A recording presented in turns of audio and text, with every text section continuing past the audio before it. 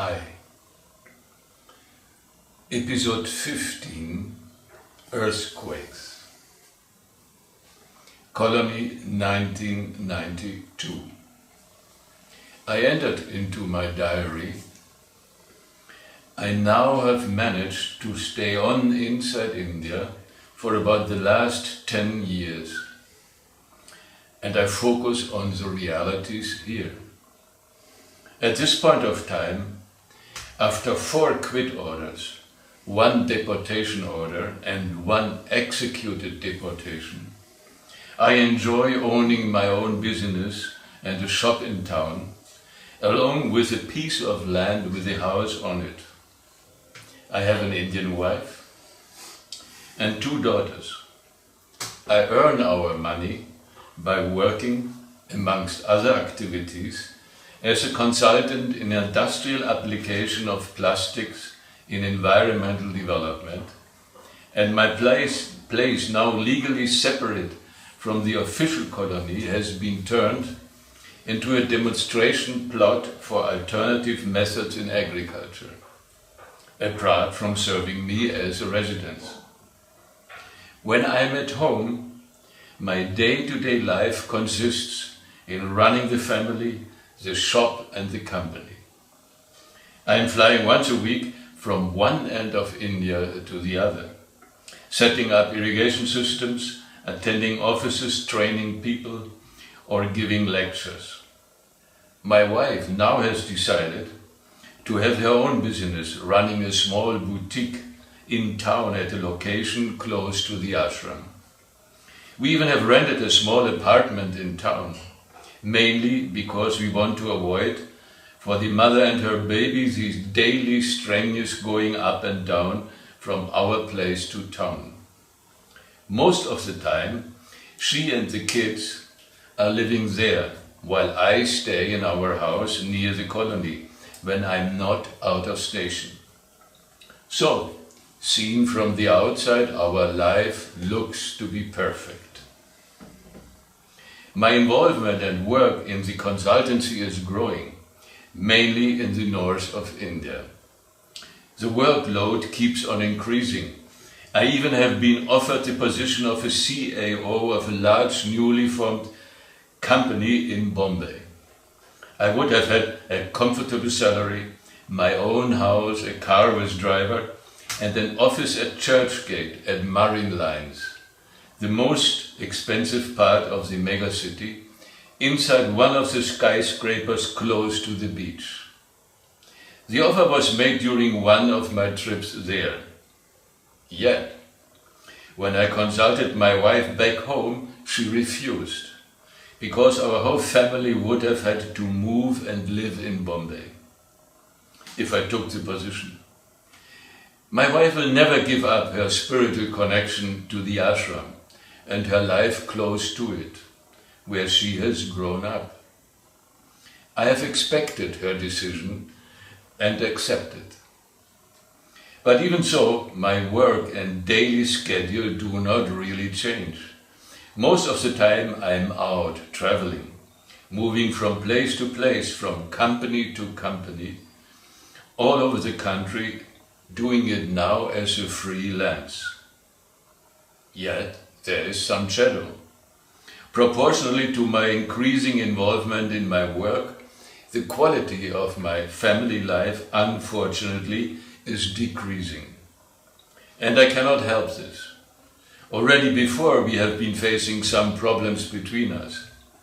And as they are gradually becoming serious over time, I react rather in irritated ways. 1993. In August of this year, I was being called to Germany. A major deal was to be signed by the German company I am representing in India and their potential Indian business partner, with whom I have arranged the joint venture. There was no way I could not go. But my wife, and especially my elder daughter, minded. Before I left, Ed, my daughter, told me, "Okay, go, but you have to be back for my birthday." I agreed. Her birthday was in the beginning of November. We had put her up in an infant school in town run by French-trained education staff. My second daughter, her sister, at that point of time was still a baby.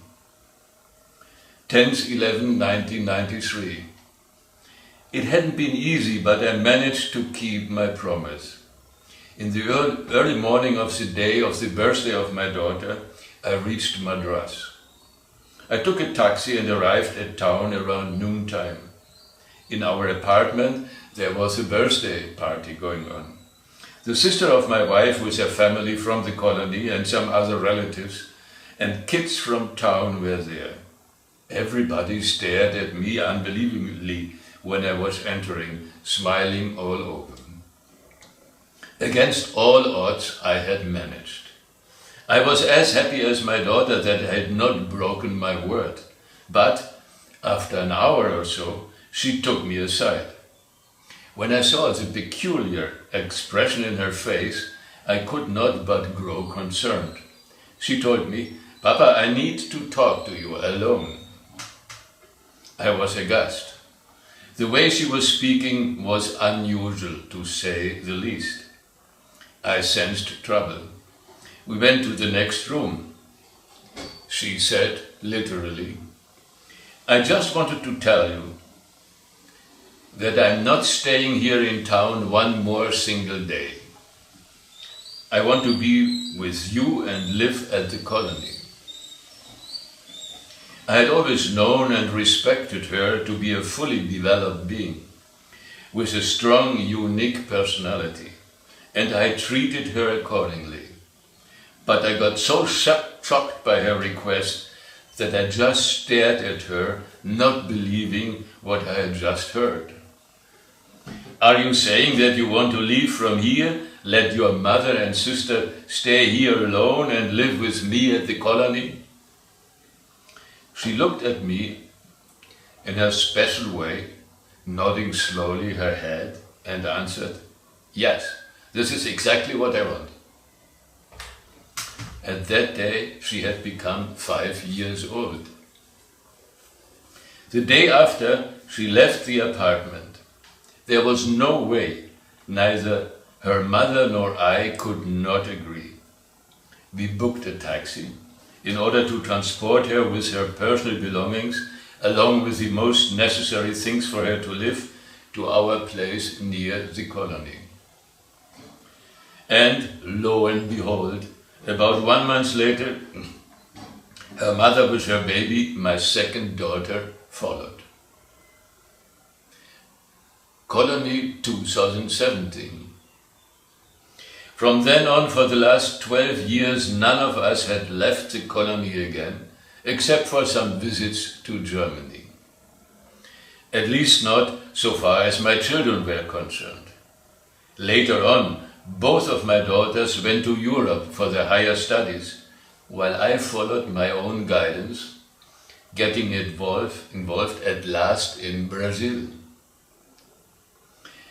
A few weeks after her 5th birthday, after weeks of struggling, it had turned out that she at that time had gotten seriously infected with an unknown viral lung disease that consequently was miraculously cured energetically by ourselves and by a group of Russian and Ukrainian complementary alternative healers who happened to join our place.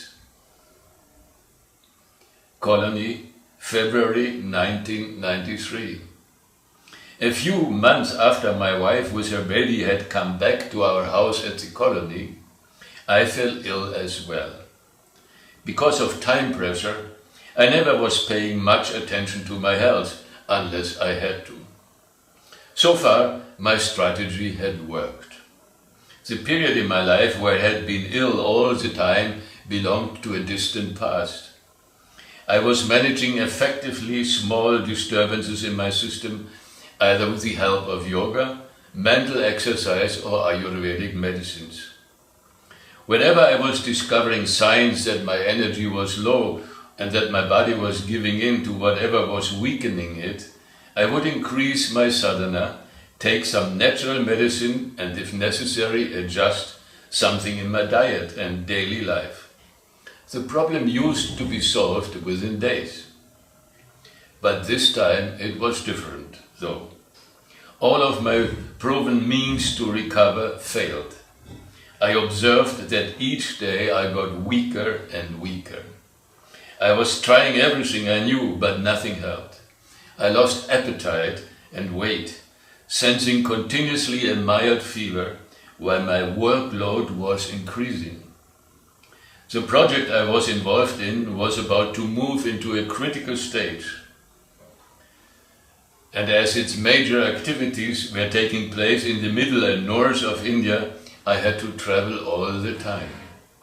This added to the strain. Apart from the stress connected to the traveling, I mostly had to stay in dirty middle-class hotels and take foods that were anything but clean and healthy. Often I was invited for drinks, a common habit amongst Indian businessmen. All of this was not helping at all. So, not only that I was not managing to recover, my physical condition deteriorated gradually. I even stopped eating normally. At one point of time it became so bad that I seriously considered to consult a medical doctor. For me, normally something out of question. Exactly at this moment, I received a call from our headquarters in Bombay that there was a flight booked for me to the mega city 2 days after. From there I was to go by taxi to some place in Madhya Pradesh, in the middle of nowhere, and give a lecture to a large gathering of farmers from the area. In Bombay, before taking the taxi, I was to meet some CAO there and discuss with him some important issues connected to our work. All of this was normal procedure. This was what my business life looked like. So I was trying to get ready. But the day before my scheduled departure, I experienced heavy headache, fever, nausea and severe fits of vomiting. I could not eat at all, so I considered to cancel the trip. This time even my wife was concerned. She said, "Go ahead and kill yourself, if this is what you want." It was her way of expressing her feelings. Yet in the last moment I decided to go, trusting my strength and my ability to manage. I had not eaten for 2 days. I reached Bombay okay, but I was extremely weak, exhausted and tense. Any movement or effort I was required to make cost me excessive concentration of my mind and energy. I hardly managed. The CAO was waiting for me inside the hotel. We shook hands and I cautiously sat down. He gestured towards the waiter, asking for some beer. He said, "Now let us enjoy and talk." I could not but smile affirmatively. The human surface consciousness is quite a primitive tool. It reacts mostly to outer impulses and signs. Once one knows and understands them, one can easily manipulate anybody, even giving the feeling of sympathy, appreciation, friendship and love, at least up till a certain point. The Indians are masters in this. So I was doing my part while I pretended to listen, but did not even register what he was talking about. I had absolutely no energy left to follow his ideas of how to make money using our technology. I decided that I did not even was interested at all in it. What concerned me most, instead, was a glass of beer in front of me. I knew that I should not take it, but then I had to. If I had refused to drink, it would have interrupted the flow of our communication. At least this was what I believed. So I took the beer. After an hour or so, we were finished. My interlocutor was happy, and I was half dead. We parted as good friends though. I reached the car, managed to sink in the comfortable back seat and fell immediately into a sickening stupor. Of the 4 hours ride to the place of my destination, I did not remember anything. I kind of woke up when we entered a small town. It was getting dark and there were hardly any lights. The driver knew where to go. He steered the car into several roads, took some turns, and finally stopped in front of a building, lit by many electric bulbs. People around and in front of it were roaming about. A large crowd had gathered close by. I understood that we had reached our destination. When I got out of the car, my Indian work partner, a representative of the company that had arranged the meeting, came to me, smiling all over, shaking hands. He told me how happy all of them were that I had arrived. But after the introduction, I carefully took him aside, communicating that I had no space for any pretensions. I told him that I was sorry for being ill, that I would give the lecture, but that I was not in any position to take any questions after, nor attend any dinner or reception. They gathered around me, showing their sympathy, and I must have been looking pretty bad, for they immediately agreed to my suggestion, apparently genuinely concerned. I thanked them for their cooperation, sat down and started concentrating. A little later, the meeting started. There were at least 2,000 participants, a large gathering, all farmers. I was standing on a raised platform, giving my lecture with the help of a mic and a translator. The participants listening were sitting or standing in a large open space in front of me.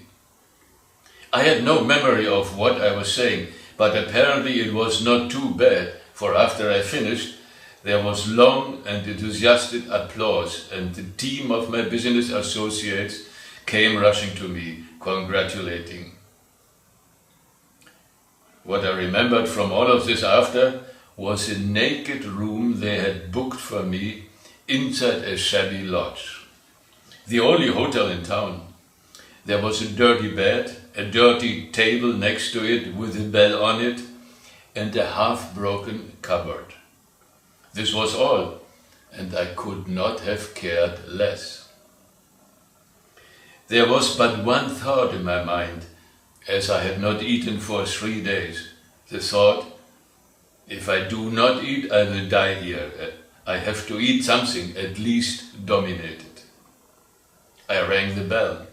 A waiter or cleaner or whatever in a soiled white suit appeared, and he was carrying a half-torn menu, holding it in front of my face, while I suddenly remembered tomato soup. I always had liked it. I told the guy, bring me tomato soup. Understand? Tomato soup. I think it made him happy, for he was nodding fiercely with his head, repeating continuously and enthusiastically, tomato soup, tomato soup. He left. I was lying down on the bed. I did not even have the strength to take my clothes off. I just was lying there trying not to vomit. The light from the dim bare bulb in the socket over my bed was moving back and forth, pushed by the current of the noisy ventilator. I sank into a daze. An eternity after, I woke up when there was a wild knocking at the door. It was a waiter with the tomato soup. I did not even try to raise my body. He came in and proudly placed the soup on the table next to my bed. I nodded to him, thanked him, and he left. Only then I looked at the soup. It was in a bowl on a saucer. On top of it, a dark red substance, which I presume was supposed to be the tomato pulp. A layer of at least 2 centimeter oil was swimming. Finally I vomited. But as there was nothing else in my stomach, nothing came out but gall liquid. I left the bowl with the soup where it was, standing on the table next to my bed, and trying not to remember it and not to look at it. I sort of fell asleep. When I woke up, still feeling extremely sick in my stomach, my bed was shaking. It was really shaking, up and down, from top to bottom, from right to left, and not only once, but continuously. One part of me found this funny, for I was convinced that I had finally gone nuts. As the bed was shaking and I was trying not to fall out of it, I happened to look at the tomato soup on the table next to me. The dark red liquid with a layer of fat on it was spilling out of the bowl, running into the saucer and from the saucer on top of the table. There it was, gathering before dripping down to the floor at the side of the table. At this moment I decided that this was too much of reality for not having at least something to do with the normal way things are moving in our universe. I had to reconsider my point of view. And this thought triggered something I will never forget. I was lying on my stomach, my head half turned to the left, when all at once a very old part of mine woke up, literally, knowing perfectly well what was going on. It said, "You happen to be in the middle of an earthquake." And it made me open my left eye, only my left eye, and view calmly the ceiling of the room, where the angles of the ceiling was touching the walls. If there had been a crack extending from the ceiling to the walls anywhere, I was to jump up from the bed and rush outside, saving my life. If there was not, I could safely sleep on. As there was not, I literally turned around and fell asleep. A few hours later, in the early morning, I crawled on all fours to the door, opening it. I was gazing unbelievably around me. There was not a single building left. Everything was destroyed, laying in shambles. Destruction everywhere. I could not see a single house, not completely broken. The only building that was left intact was my lodge. The first thing that came into my mind again was my luggage. I crawled back into the room and was pulling it out. By the time I reached the door, I heard a car honking wildly. It was my driver who was causing this. He was screaming, "Sir, sir, sir!" There he was in front of the lodge, a desperate being, a broken man with the pale face of a corpse. But he had survived. His car had, and I had. I got inside the car, he got my luggage, and we left in terror a landscape of utter destruction. I remembered how frantically he was avoiding the smashed stones strewn everywhere. 4 hours later, we reached Bombay Airport, and I even managed to get into the plane. I do not know how. 6 hours after, I stumbled through the door of our house at the colony, and my wife and daughters were staring at me. I told them, "Sorry, I have to lay down. I cannot do anything else now." I pulled myself to the cot in the living room and collapsed on it. Later it turned out that the earthquake had killed more than 40,000 people. Also, but this is a minor point, that I had been suffering during the trip from hepatitis B, with my liver being attacked by amoeba simultaneously. After this, once more, I decided to change my life, as apparently again something in it was not as it should have been. Once more. This was when I decided to give up my business life for good. and finally come back to what I really wanted to do and was to do. Research into the phenomenon of consciousness development. My tarot topic to this episode is: can we learn individually and collectively only by catastrophes? Again, I was using the spread cross of power. Shortcut of the tarot answer. While understanding and integrating the truth of the past, you also require a strong will for action in order to change your life. Everything has to be integrated, even the so-called disasters and the dark side, creating it, in order to prepare for the future that will bring profound change and disruption. The abundance and support of the universe, however, are waiting, as also the spirit of your ancestors will help and support you. Thanks for your attention. Namaste.